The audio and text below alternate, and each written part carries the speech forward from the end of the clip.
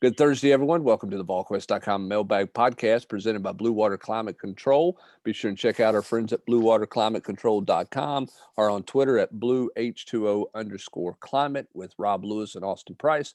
Brent Hubbs, glad to have you with us on this edition of the podcast. And we'll get into the questions here in just a second. But these are a couple of questions, but I want to ask you guys this off the top. What's your takeaway from Jeremy Pruitt's comments about how the offense has had more confidence the last week and a half? Is that hyperbole, you think? You think it's realistic that this offense can gain some confidence in a surprise open date? What do you kind of make of that narrative as well as the I'm not going to name a quarterback narrative? Well, I mean, Brent, that's not exactly like kind of earth-shattering stuff. I mean, you can't go anywhere but up with where they were. So, I mean, you could complete a forward pass and you got to feel like you're more confident than you were coming into Arkansas. So, I mean, until I see it. I mean, look, and in the Alabama game, Jalen Hyatt caught 2 deep balls, AP. I mean, it's not like they didn't throw a ball forward. I mean, I get what you're saying, but my question is, what do you make of this alleged? You think it's just Jeremy Pruitt's storytelling and spin, or do you think there's a possibility that this team really made some kind of strides in the last week? Well, yeah. I mean, I think that it's possible they made some strides, but again, I mean, like where you're coming from, I mean, it's hard to believe that they're going to come out there and all of a sudden look like they're Warren Moon running the run and shoot. I mean, I agree with that. I just much like with the freshman receivers or freshman playmakers, until they actually do it, it's hard for me to believe that it's real. And so, I think it's kind of part, the freshmen have to improve when they're just getting all the reps all of a sudden. So like they, offensively, they could look more athletic and stuff, but it's also could be some just kind of speak and get into existence. Okay. Yeah, I'm with AP. I'm going with a Hubbard Classic here, and I'll have to see it to believe it. I got you. I don't disagree with that. I mean, I don't think that suddenly everyone's expectations should change about what this team's going to look like on Saturday night based on the fact that, supposedly they had, a better week or this offense is gaining confidence. I thought it was interesting that he used the word confidence, when he said that, and I didn't know if that was I just wanted your guys' take on that. All right, let's jump into the questions here. We'll start with 10 Ken 1985. Give me a reason to have optimism about this football program. They're not winning. There's apparent selfish coaches. They got a stagnant offense. What reason do you got for Ken to have some optimism about this program? I think they have good young talent in the freshman and sophomore class. I do believe that. It's not been enough this year. Right. I mean, I thought you would see more freshmen playing earlier than what we have, but I'm with you. I think there's some athletic ability in that freshman class. Now, they got to borrow AP's line and my line. You got to go out and prove that you can develop them, Austin. But I think from an athletic ability, the freshmen and sophomores, there's certainly some talent there in that group to potentially develop and build upon. No doubt about it. And I think the biggest thing that this team is lacking is leadership. I've said that for several weeks, that I'm not sure that this team has great leadership.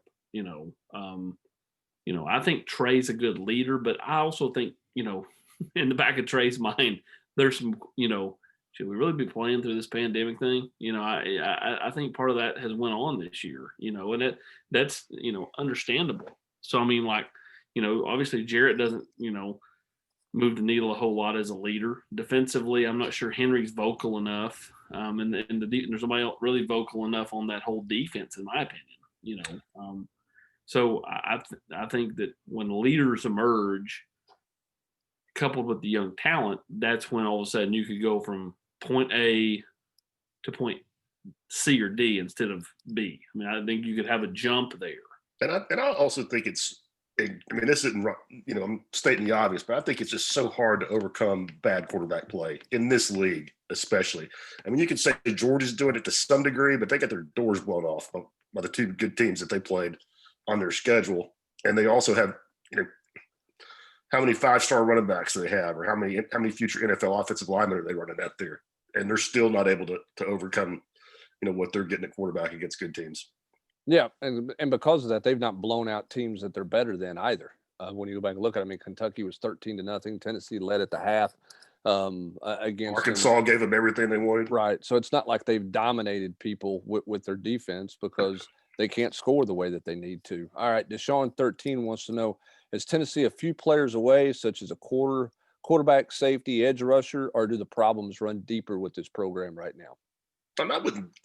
I mean, just to my point, I was just making about quarterback. I think if you put Josh Dobbs on this team, I mean, forget about Trevor Lawrence or somebody like that. I'm just talking about a good, solid SEC quarterback. I mean, they win. I think they win at Arkansas. I don't think he has 3 turnovers in the first half against Kentucky. I mean, you might be sitting here 4-2 and feeling a lot different about things. Well, and who knows what you could have done in the second half against Georgia with a quarterback who could run and be a weapon as well. I think, Austin, that they do need those players. They need an edge rusher. They need to be better at safety. They certainly have to be better at quarterback. But I think you hit on something too, and that's the leadership element of this thing. I mean, for them to move forward, who's going to take the reins of this thing next year, this off season, and lead this team to where they do get better. They do go to point B or to point C. Even with some improvement at quarterback, they've still got to have somebody that can lead and hold people more accountable. Maybe even a little bit more of a care factor at times. Yeah, I mean, again, I think Trey's got great leadership qualities, but I think even Trey, in his mind, probably finds it hard to be real vocal when you don't practice most of the time. When you're standing over there and you're not out there actually going through practice, how vocal does Trey Smith feel like he can be? I think a year from now, if Cade Mays is back, and right now, early in the season, I would have said, I think he's definitely coming back. Offensively, they've been kind of a train wreck, so it's more in the if column for me right now. If he comes back, then I think he's one that does not care to get into some of those younger guys. I think Wanye and Darnell, have been forced to play for 2 years, and they probably haven't played up to their billing. And so, I think Tennessee needs somebody to push those kids, at tackle, make them earn it, because right now they've not really had to earn it. Every time Jameer gets hurt, it just gives a free pass to Wanye, and Darnell, I think, has had a certain free pass at right tackle. So. I think in a lot of ways, across the board, Tennessee needs just leadership to show up, and who becomes that vocal guy. I think everybody really didn't understand that, how vocal Nigel was a year ago. How much of a leader Daniel Batuli was. Darrell Taylor wasn't a big talker, but I think everyone respected him. Offensively, same thing with certain guys. Like Jawan, Marquez. This team just doesn't have that, and I think that's a huge reason why Tennessee has failed when it gets those tight moments. Yeah, when adversity hits. All right, behind the scenes, how much has Salarygate had an effect? Player to coaches, coaches to coaches, administration to coaches, and even recruiting. I don't think it's had any effect in recruiting. I do think it's made it interesting in the building, don't you, Austin? In terms of just, it's got to be awkward for some people, right? Yeah, I'll be the first to say, trotting T out to the quarterback club Monday was not the smartest option, in my opinion. I don't think trotting anybody out there was going to be a good option, but T's quoted as saying it was the right thing to do and all this stuff. When I don't think that they were all committed to. I don't think the two that took it were totally committed to taking the pay cut at first, and then all of a sudden those two were. And, I think that there's some, a little bit of, kind of like, what the heck, amongst the staff. Now, do I think that they've had some kind of duke it out or fight or disagreement? No, I think it's pretty much been, kept, quiet, and it's just kind of more of a silent rift than it is anything else. I tell you where I can tell you for sure there's animosity is the lower rung people in the athletic department, behind the scenes support staff type people that aren't necessarily, part of the football program, but work with them on a daily basis to get things done. I think there is a great deal of resentment. Yeah, non-contract people, and probably I'm sure some contract people over there as well. I mean, yeah, and I'm not. It's got to be awkward. There's no other way about it. I don't. I'm not going to say there's a rift between baseball and football. Okay, I'm not trying to say that at all. But like, let's look at Taiwan Malone.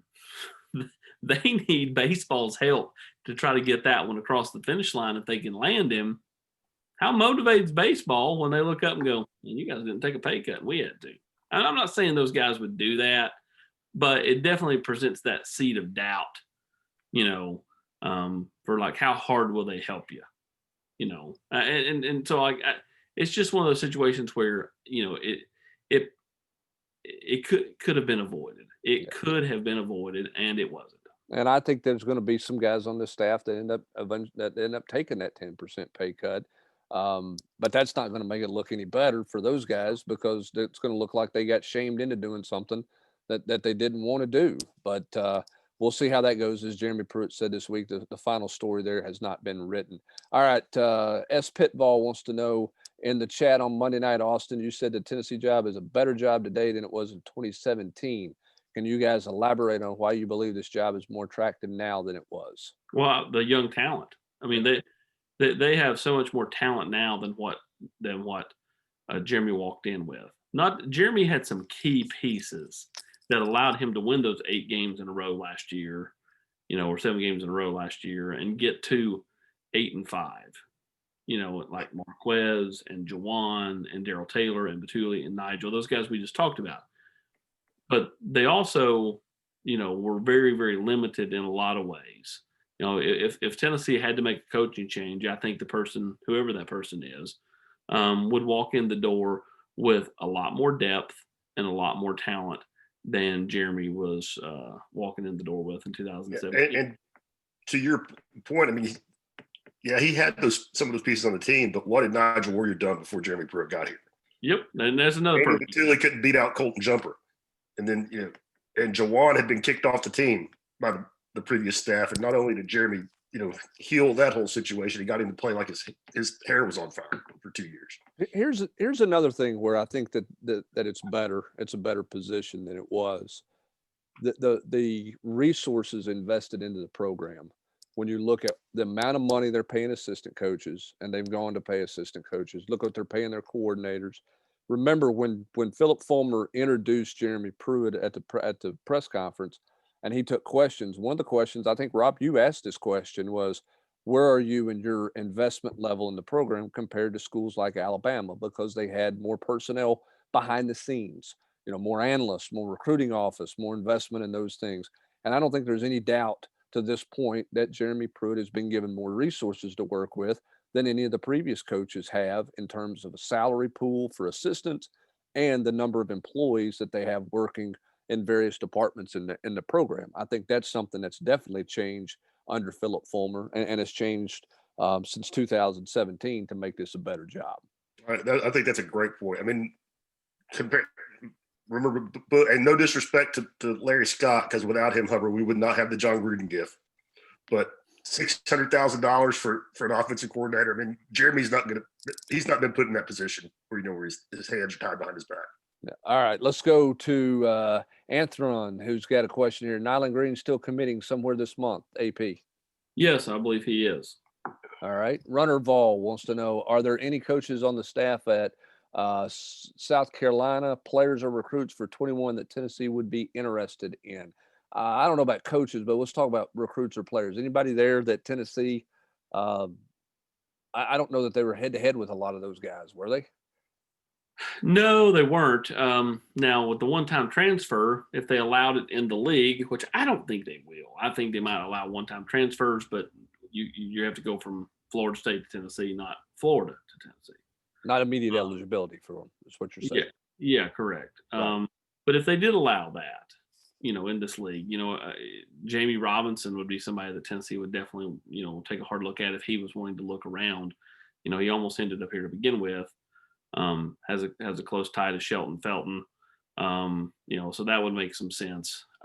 Outside of that, no, I don't think, you're going to see anybody, defecting out of the recruiting class. And then coaches wise, I mean, everybody wants to say Muschamp could end up here. I mean, I don't want to say no. I mean, like I think that that's certainly a possibility if Tennessee were to lose defensive coaches and he wanted to go that route. I think, yeah, I mean, I think he's going to be a defensive coordinator somewhere next year. He's not going to be a defensive line coach somewhere. He's going to be a defensive coordinator somewhere because he has a great reputation as a coordinator, and he will land on his feet somewhere, I think, as a defensive coordinator. And honestly, a real likable guy, a really likable guy. Jesse and I spent some time with him because Jesse knew him from when he, covered Florida over to Rivals camp. Well, not this past summer, obviously, because no camps, but the summer before that, because his kid was a quarterback at the camp. And I mean, kind of being around him for a little while. I mean, he was a real likable guy. So I can see why kids play hard for him, and he recruits pretty well. All right, let's go to Priestvall. Pruitt mentioned on Monday that there seemed to be more confidence offensively, just having a better idea of how to execute what we want to do. So 2 questions out of that. 1, how concerning is it that in year 2, with a ton of experience back on offense, year 2 being Chaney's year 2, is the offense still learning how to execute the system? And 2, what do they want to do? Seems like a funny statement to me since they don't know what they want to do. I'll take question 1. I think he was talking about the young players in terms of having a better idea of what to execute. I think he was talking about the freshman receivers. I think he was talking about Harrison Bailey. I think he was talking about, young players, not the veteran players on the offensive side of the ball, learning how to system. As for question 2, what does Tennessee want to do? How good of a question is that? I don't think we know. I mean, against Arkansas, when you throw it 8 times in the first half, you clearly wanted to run the football. Yeah, I mean, I think they want to throw it, Rob. I think they want to be balanced, but I think you said it earlier in the podcast, when you don't have any confidence at the quarterback position, you don't have an offensive identity. You can't have an offensive identity without quality quarterback play. Not where the game is right now, because people aren't lining it up and handing it off 65 times a game. That's not how everybody's playing football these days. All right, let's go to Bruce Fall. Did Tennessee request to play Georgia last week when both teams' games were canceled? You want to take that one, Austin? Yes, they did. I talked about that in the podcast last week. They did. They called the SEC office, and I think the SEC looked at them like they had 6 eyes on their head. I mean, like, hey, Tennessee just felt like they needed to play. And if it meant playing a team they've already played, so be it. But I think that it was something that Coach Pruitt and the staff, they didn't really want to take another week off. I mean, yeah, you get time to practice, but I don't like just going to the driving range every time I go to the course without actually going to the course. So I mean, like, I get it. They want to play a real game. CM 8888. You've already mentioned the Nyland Green update. Give us a Twywan Malone update. Where's Tennessee there? And Ty Simpson update. What's the latest? Well, I've not talked to Taiwan, because as I said on the board on Wednesday, I've not reached out to him because, I mean, when you're not taking visits and everything, there's not much can change, in your recruitment. So unless he's getting closer to a decision than I don't think he is. I think he's still about 3-4 weeks out. I think Tennessee's right there along with Ole Miss, and those are the top 2 teams in my opinion. And Nyland Green, you think Tennessee and Georgia, or do you think Clemson's getting in that thing? I think Clemson's in that thing. I think enough to make Tennessee sweat a little bit. I think Tennessee was positioned well though, especially coming off his most recent visit here. And nothing new at this point on Ty Simpson. No, Tennessee again has been positioned so well this entire time, but and again, these next 2 weeks are going to be pivotal. He's going to go to Alabama, then he's going to go to Clemson and Alabama the next 2 weeks. And watch 2 quarterbacks though for in between 300 and 400 yards. Alabama play Kentucky this weekend, and then Clemson play Pittsburgh next weekend. He was at Ole Miss this past weekend. When there's just a different vibe when they hit the long play and Lane went running down the sideline. Jeff Lebby ran back there and pointed at Ty, who's up in the stands. I mean, like, this is one of those things where, like, there's just a certain juice around the football program, at Ole Miss right now, and Tennessee's struggling to score points. So, I don't think he's going to end up at Ole Miss. I said that the other night. But I mean, like if you're watching the two offenses, which one are you excited about potentially playing in, and which one are you not? All right. Rocky Top Tennessee Vol wants to know, is the 21 recruiting class holding strong across the board? No crawfishing by any of the commits. Has the losses, appearance of instability with coaches hurt the 22 class yet? You know, it's not hurt the 21 class because they can't take visits. And I think that has been a huge help to Tennessee considering the struggles. And the 22 class, I mean, I think Tennessee was ahead of the game. But obviously, I think that, you know, all the chatter out there, and I mean, nobody on the board wants to hear it, but I mean, there are lots of family members and recruits that look at message boards, whether it's ours or others, and you know they can get a temperature of you know what's going on in the program. So, you know, I think right now all the chatter out there about, you know, coaching changes and this and that, you know, has probably slowed any momentum along with the 2-4 start. And AP, don't you think that's even more the case this year with so many in-state kids in 22 being priorities, that their families hear way more about it than they would if they were, you know, in Georgia or Charlotte or somewhere? Absolutely. I mean, these parents and family members, they listen to podcasts like this one. They listen to other podcasts, and so Talk radio listen across to the talk state. radio. They read message boards, and so they know what's out there. All right, Patton. Let's see here. What's the next question? What happened at the half of the Georgia game? Rob, I'll let you take that one. Dive into your magic 8 ball and tell everybody what happened at halftime. Well, I think somebody maybe killed a chicken, sacrificed something to Jobu. You know, I don't know. I mean, especially when you look back, I mean, the offense against South Carolina and Missouri, I mean, you know, they weren't just, you know, magic on turf or anything, but I mean, they scored 30 points in both those games, only one defensive touchdown, and they haven't scored more than two offensive touchdowns in a game since. I mean, it really is just about the damnedest thing I've ever seen. I mean, I have no answer. And by the way, you go into the halftime locker room with the lead, Austin, and you just held Georgia at the goal line on 4 downs. Yeah, I mean, again, you never had more juice than you had right then, right? It was a bit of fool's gold that Tennessee had the lead, but they still had the lead. And to complete the Major League reference, it's more like, Rob, they made fun of Jobu, and then they were Harris, the pitcher, who took the bat off the skull when the guy in the batting cage I'll even go one even further for the people mine and Hubbard's age. Hubbard will get this at AP. You won't get it. So all you 45 range age guys on the board, it's like they picked up that Brady Bunch Hawaiian wooden statue, Hubbard, and when they were walking off the field at halftime. And took it in. Somebody stuck it in their pocket and they walked in with it. When Greg got hurt on the surfboard because of the voodoo X. That's terrible. I can't believe you just made a Brady Bunch reference. Austin you're right. He had no idea what the heck. No, he's close. All right. Listen, I know exactly what the Brady Bunch is. I know exactly what you're talking about. I'm not 12. I'm 37. And Austin watched the Brady Bunch at 4:35 every afternoon on TBS while he was eating his afternoon snack doing his homework, right? Yeah, right after Mama's Family.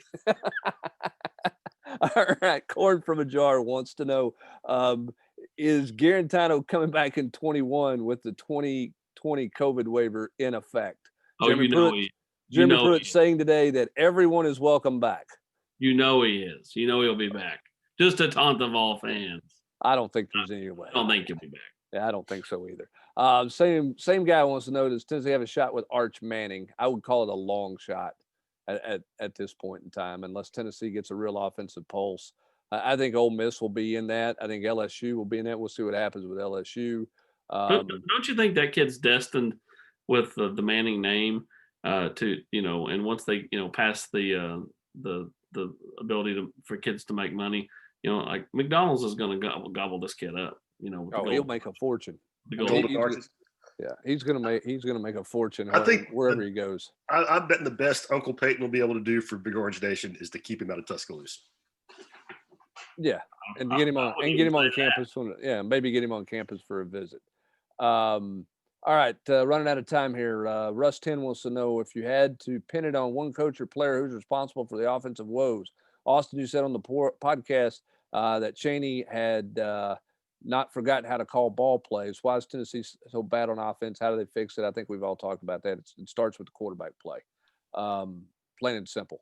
We'll go down here to W. Luke Balls. During Volquest last week, Pruitt alluded to having the best offensive practices with JG sideline. Again, this Monday during his preference, he alluded to having continued offense success with JG sideline, but was quick to say he came back. Does Pruitt realize he's telling the fan base and alluding to the offense rallying behind Harrison Bailey as opposed to JG? I think I mean, I don't put much stock in it. I mean, like I said earlier in the podcast, I have to believe it to see it if they do have any confidence. And I don't think that was Jeremy's intention. And I also think that was kind of just coach speak. All right, last two here. Quickly, VFL 23, JG or Bailey to start on Saturday. Anybody jumping out there with a prediction on that one yet? JG.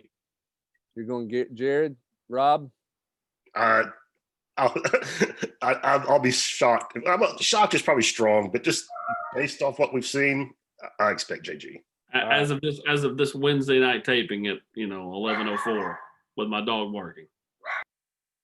You're going with JG. All right, last question. Peyton for president wants to know most important offensive recruit in 2021 that Tennessee must hang on to. Most important defensive recruit in 21 that you got to hang on to. Dylan Brooks on defense. Austin, I think that's pretty much a given. Offensively, is it Salter or is it getting Tyon Evans back in the boat? I think it's Tyon Evans. And here's why: because Tennessee needs more dynamic running backs, and Caden Salter's already been so adamant that he's firm. Okay, I got you. Makes some sense there. All right, that's going to do it for this mailbag edition of the Volquest.com podcast. Don't forget our friends at Blue Water Climate Control. Check them out online at Blue Water Climate Control. You can give them a buzz at 865-299-2290. You can book an appointment online or give them a call and book an appointment. Get that tune up for your heating system. Whatever issue you're having, they'll come out, check it out for you. They'll tell you exactly what you need. They're not going to oversell you on stuff you don't need. They got great financing options for you if you have to get a new unit or a major repair. Whatever you need for your heating and air system, Blue Water Climate Control can take care of you. So check them out at bluewaterclimatecontrol.com. For Rob Lewis, Austin Price, our man Max in the background, I'm Brent Hubbs. Thanks for joining us. Have a great rest of your Thursday, everybody.